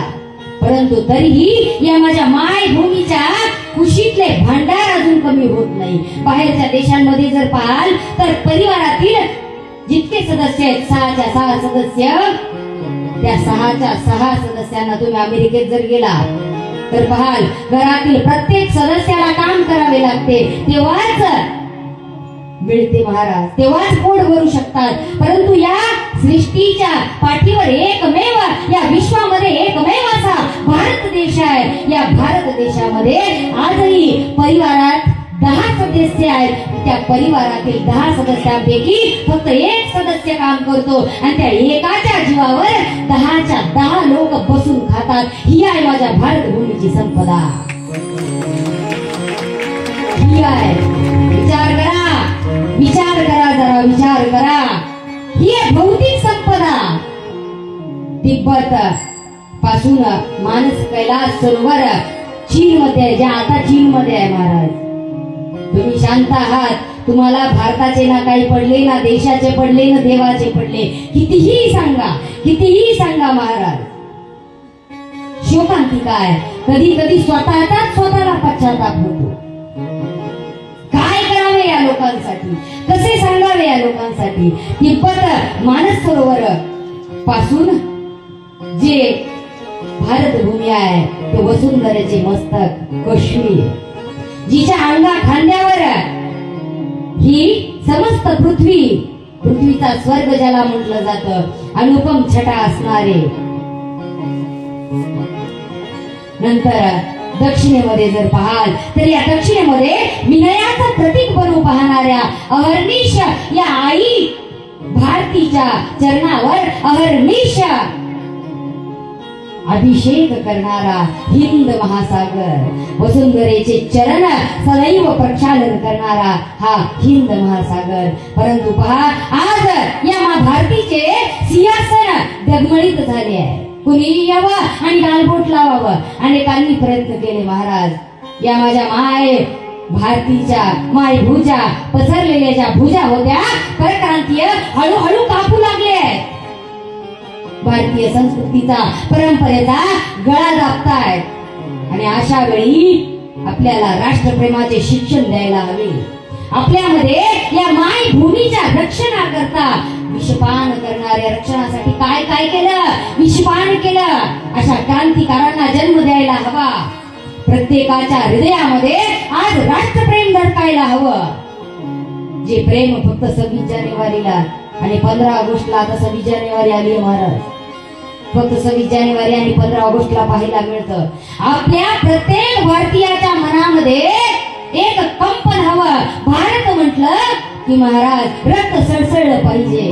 भगवान आर्यों को ऐसी लगन लगा दे, देश और धर्म के खातिर मिटना इन्हें सिखा दे. तेरे राम कृष्ण निकले घर घर गली गली से, अर्जुन व कर्ण जैसे योद्धा रणस्थली से, भीष्म से ब्रह्मचारी और भीम महाबली से, गौतम कनाद जैमिनी और ऋषिवर पतंजलि से, भगवान आर्यों को ऐसी लगन लगा दे. भगवान आर्यों को ऐसी लगन लगा दे, ऐसे लाल हो पैदा खेले जो गोलियों से, भूमि को तृप्त कर दे श्रद्धा की जोलियों से, गूंजे ये देश मेरा शेरों की बोलियों से, बिस्मिल गुरु भगत सिंह वीरों की टोलियों से, वीरों की टोलियों से, इनको वतन के खातिर फांसी पे भी हंसा दे. भगवान आर्यों को ऐसी लगन लगा दे. एक लगन असायला हवी भारत म्हटल्यानंतर, देश म्हटल्यानंतर, धर्म म्हटल्यानंतर. हिंदू आहात ना, प्रत्येकाच्या मनामध्ये आपल्या धर्माबद्दल कंपन हवं, प्रेम हवं, राष्ट्रप्रेम प्रत्येकाला हवं.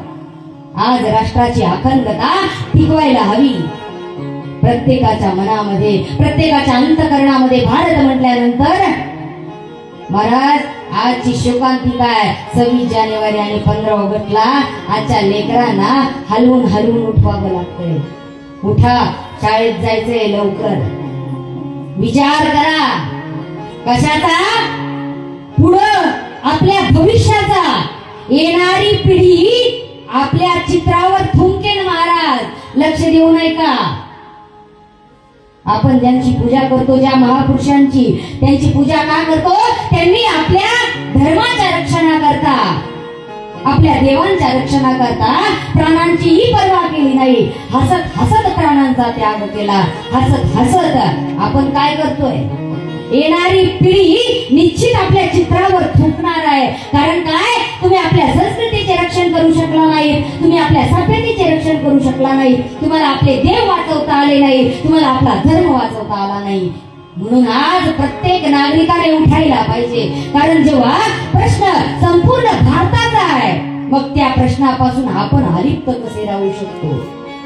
महाराज, मोठ्या विराट आकाशासारख्या या गोष्टी आहेत, या गोष्टींना सांभाळून ठेवा, या गोष्टींना सांभाळून ठेवा. कारण या देशातील जनता महाराज फार लवकर विसरून जाते. म्हणून प्रत्येक वेळी या जनतेला जागवावं लागतंय. कुंभकर्णानंतर जर कुणी झोपले असतील तर ते फक्त हिंदू लोक आहेत. म्हणून झोप त्यागा. नवे नवे मी म्हणेल, झोपेत जे आहेत त्यांना जाग करता येतं, परंतु ज्यांनी झोपेचं सोंग घेतलंय त्यांना जाग कसं करणार? ते झटकून टाका. जागवण्याची वेळ येऊ देऊ नका. कारण तुम्ही कितीही प्रयत्न केला तरीही महाराज भगतसिंगाचा जन्म होणार नाही. तुम्ही कितीही प्रयत्न करा, छत्रपती शिवराय, छत्रपती शंभूराजे जन्माला येणार नाही. प्रत्येकाला जागवावं लागतंय, प्रत्येकाला सांगावं लागतंय. शक्तीचा जागर आहे हा, शक्तीची कथा आहे. म्हणून आपल्यातील शक्ती जागृत हवी. आणि जर आज जागृत झाली महाराज, या हिंदू धर्माची ज्योत आपल्या मनामध्ये, आपल्या अंतःकरणामध्ये आज अशी पेटवा कितीही प्रयत्न केला विधर्मीयांनी तर त्या ज्योतीला विझू देऊ नका. पुन्हा जागवण्याचा महाराज पुन्हा जागवायला नाही लागले पाहिजे. विचार करा कसा आहे आपला भारत देश, कसा आहे. जहाँ डाल डाल पर सोने की चिड़िया करती है बसेरा, वो भारत देश है मेरा, वो भारत देश है मेरा. सत्य अहिंसा और धर्म का पथ पर लगता लेना, वो भारत देश है मेरा, वो भारत देश है मेरा.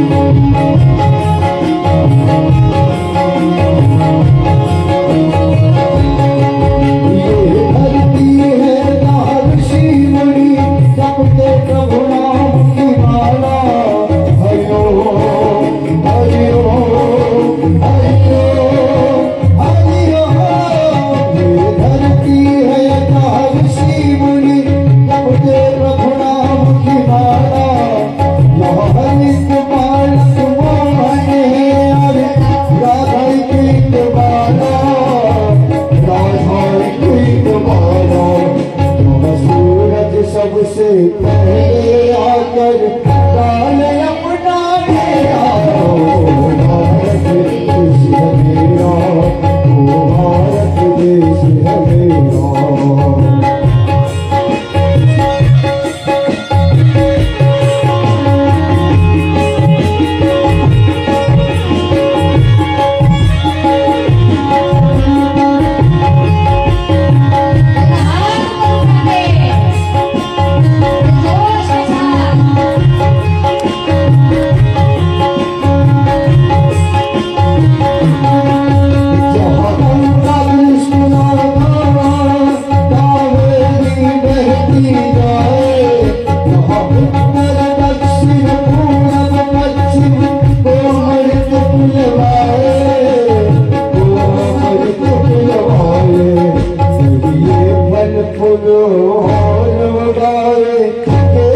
कहीं बिखेरा, भारत देश है मेरा, वो भारत देश है मेरा.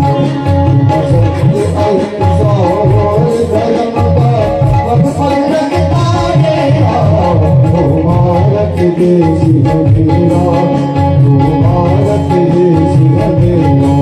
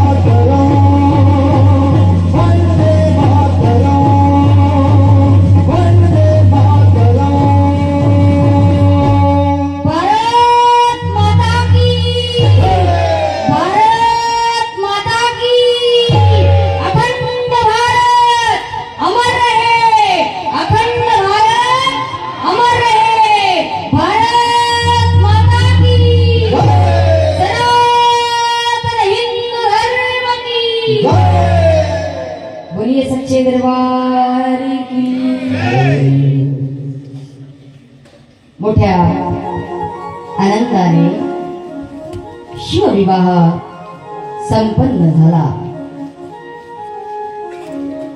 शिवविवाह संपन्न झाल्यानंतर हिमवानाने कन्यादान संपन्न केले. काही दिवस महिना व हिमवानाच्या इच्छेखातर भगवान शिवजी हिमवानाकडे थांबले. महिनेच्या आदेशावरून इच्छेवरून माता पार्वतीला माता अनुसयाने पतिधर्माचा उपदेश केला. लक्ष देऊ नाही का? लेकीला सासरी पाठवतानाच उपदेश करावा आईने. परंतु आई महाराज आता लेकीला सासरी पाठवल्यानंतर या कबूतर आहे ना, हा ही शोकांतिका आहे महाराज. पहा, आमच्याकडे म्हण आहे, तुमच्याकडे की माहिती नाही. लेक जर आपल्या दारातून उभी गेली असेल तर तिला आडवे जाणायचे. म्हणजे जर चालत गेली तिच्या पायावर तर तिला खांद्यावर आणायचं. विचार करा, आपल्या सनातन संस्कृतीमध्ये सर्वोत्तम स्थान हे स्त्रीला दिलाय. यत्र नार्यस्तु पूज्यन्ते रमन्ते तत्र देवता. ज्या ठिकाणी स्त्रीची पूजा होते त्या ठिकाणी देवतांना बोलवावे लागत नाही. त्या ठिकाणी देवता स्वतः येतात, विराजमान होतात. स्त्रीचं स्थान सर्वोत्तम आहे. परंतु कोणत्या एक महिला आली, एक दोहा आहे, ढोल गवार पशु नारी ये सब ताड़न के अधिकारी, पीटन के अधिकारी. ढोल आहे, ढोल फक्त वाजवला जातो, बडवला जातो. ढोल गवार जो अज्ञानी आहे, तो अज्ञानी ही समाजात त्याची अवहेलना होती. ढोल गवार पशु, पशुला मारले नाही तर महाराज तुम्ही शेतकरी वर्ग आहे. अवताला जर तुम्ही बैल धरले असताल, झुपले असाल, जर चापकाचा फटका नाही मारला, चापकाचा जर फटका नाही मारला तर तो बैल सरळ चालणार आहे का? ढोल गवार पशु नारी. आता यामध्ये नारी आहे. कोणती नारी? पीटन की अधिकारी. कोणती नारी आहे? जी नारी पहा शूर्पणखेसारखी आहे, जी नारी मंथरासारखी आहे, जी नारी माता जिजाऊ सारखी असेल, जी नारी माता कौशल्यासारखी असेल, त्या नारीचा सन्मान आपल्या सनातन वैदिक हिंदू धर्मामध्ये, आपल्या संस्कृतीमध्ये सर्वोच्च आहे. म्हणून संन्यास घेतल्यानंतर पहा, कुणाच्याही पित्याच्या पाया पडायला नाही सांगत. सर्वात प्रथम भिक्षा ही आईकडून घेतली जाते. आणि आजही संन्यास घेतला तरीही आईच्या चरणाचा स्पर्श करावाच लागतो. मातृ देवो भव, त्वमेव माताच. मातेला मोठे स्थान आहे, स्त्रीला मोठे स्थान आहे. म्हणून या धर्माची जबाबदारी आहे ही स्त्रीवर फार फार आहे.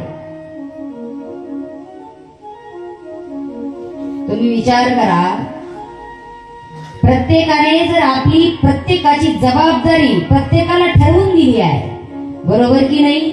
प्रत्येकाने आपल्या जबाबदारीचे योग्य निर्वाहन केले तर आपल्या संस्कृतीला, आपल्या धर्माला गालबोट कुणी लावेल का? हो, लावेल का? हा, पण पहा ना, आता सर्व तुम्ही मला सांगा, तुम्ही जर संन्यासी म्हणून आमची प्रतिमा डोळ्यासमोर आणली, हा, तर तुम्हाला लगेच चित्र उभे राहील ना.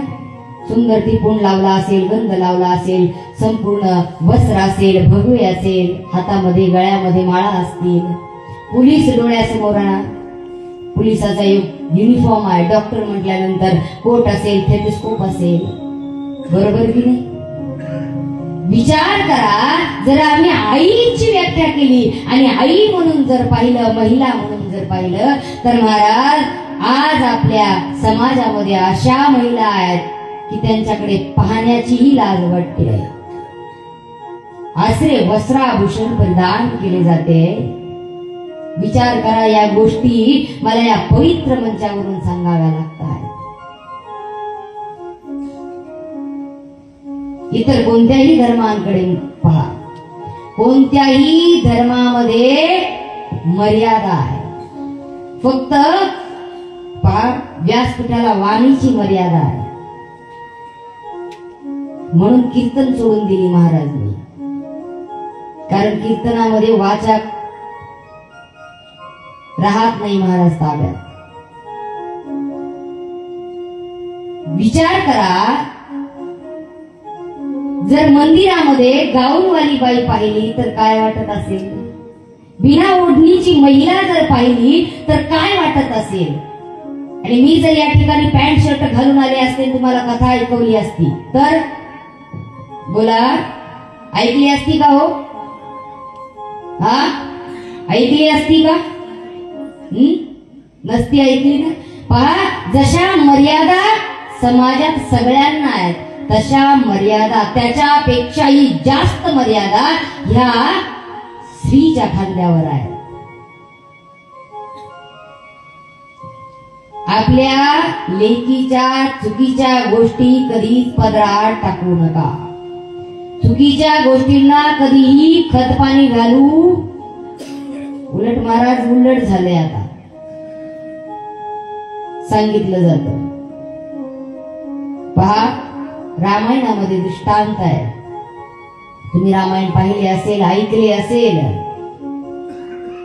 ज्यावेळी एक धोबी माता सीतेच्या चारित्र्यावर आरोप करतो, त्यावेळी प्रभू रामचंद्रजी चिंतेत असतात. पहा, माता सीतेला वनामध्ये प्रभू रामचंद्रजींनी नाही पाठवले.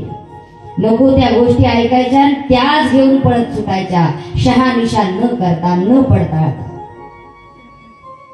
प्रभू रामचंद्राने छद्मवेश धारण केला. प्रजेमध्ये विचरण करत असताना प्रभू रामचंद्राने ऐकले, एका धोब्याच्या कुटुंबामध्ये भांडण चालले होते.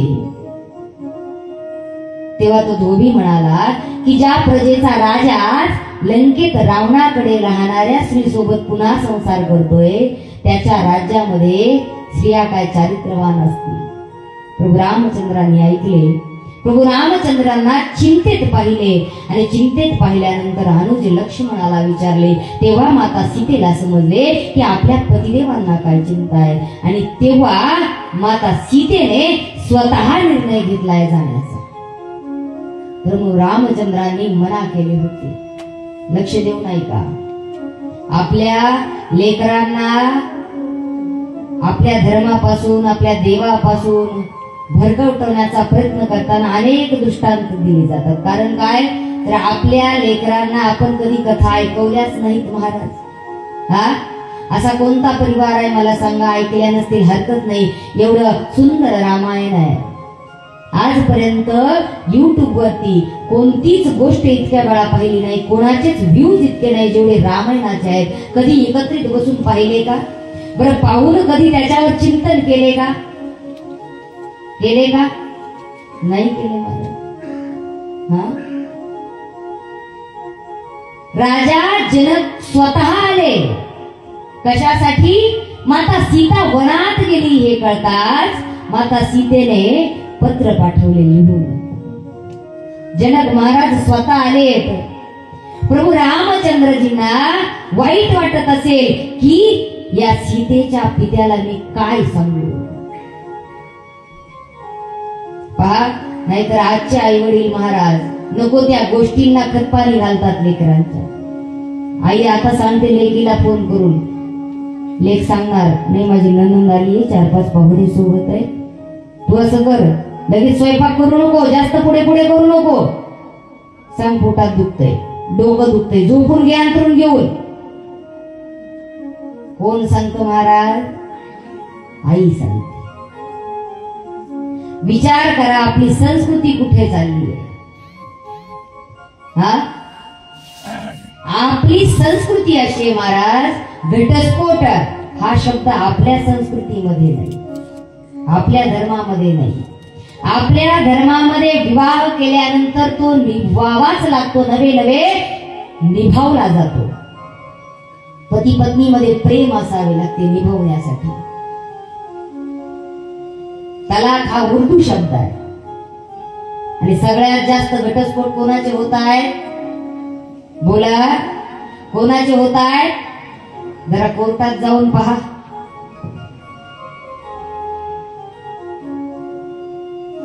महिलेच्या इच्छेनुसार माता अनुसूयेने पुत्री पार्वतीला पती धर्माचा उपदेश केला. श्रुती ग्रंथामध्ये पतिव्रता धर्मालाच सर्वश्रेष्ठ म्हटलंय. पतिव्रतासारखा दुसरा धर्म नाही, कुठलाच धर्म नाही.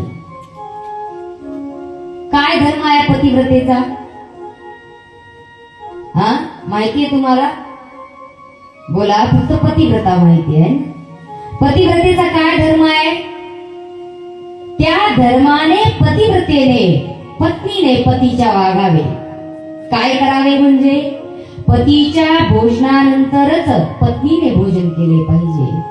जर पतीच्या आधी भोजन केले तर पुढचा जन्म पत्नीला वटवाघुळाचा मिळतो. लक्ष देऊ नाही का? म्हणून पतीच्या आधी भोजन नाही केले पाहिजे. स्त्रीने प्रतिदिन पतीच्या झोपण्यानंतर झोपावे आणि पतीच्या उठण्याआधी उठावे. पतिव्रता स्त्रीने पतीचे नाव कधीही घेऊ नये. जी पतिव्रता स्त्री आहे या पतिव्रतेने घराच्या उंबऱ्यावर उभे राहू नये. वारंवार दुसऱ्याच्या घरामध्ये जाऊ नये. पतीचे उष्टे प्रसाद म्हणून ग्रहण करावा. पतीच्या आज्ञेविना पतिव्रता स्त्रीने कुठलाही उपवास करू नये, व्रत करू नये अथवा तीर्थयात्रा करू नये. जर करत असाल तर पुण्य तर सोडा, पुण्य तर मिळणारच नाही, परंतु उलट पापाची भागीदार व्हाल. पतीच्या आज्ञेविना जर तुम्ही व्रत करत असाल, उपवास करत असाल, तीर्थयात्रा करत असाल तर पतीचे आयुष्य कमी होते. रजस्वला असताना 5 दिवस पतीपासून अलग राहावे. जी स्त्री पतीच्या आज्ञेविना तीर्थयात्रा करते ती स्त्री पुढच्या जन्मी कुत्री सतत फिरणारी, फिरायची हवस आहे ना, न विचारता फिरते ना. कुत्री पाहिले एका जागेवर कधीच शांत नसतात. जी स्त्री पतीच्या आज्ञेविना तीर्थयात्रा करते ती कुत्री वा पुढच्या जन्मी कोल्ही बनते. पतीपेक्षा उच्च आसनावर कधीही बसू नये. पतिव्रता स्त्रीने परपुरुषासोबत कधीही हसून भाष्य करू नये. स्त्रीने सदा पतीचे पूजन केले पाहिजे, सत्कार केला पाहिजे, आदर केला पाहिजे. पतिव्रता स्त्रीचा पतीच देवता आहे. गुरु, धर्म, तीर्थ, व्रत सार लेवा जगत यूट्यूब चॅनलमध्ये आपलं स्वागत आहे. आपल्या परिसरातील ताज्या घडामोडी बघण्याकरता आमचे चॅनल सबस्क्राईब करा आणि आपल्या मोबाईलवर बघा ताज्या बातम्या व कमेंट करून प्रतिक्रिया जरूर कळवा. बघत रहा लेवा जगत. धन्यवाद.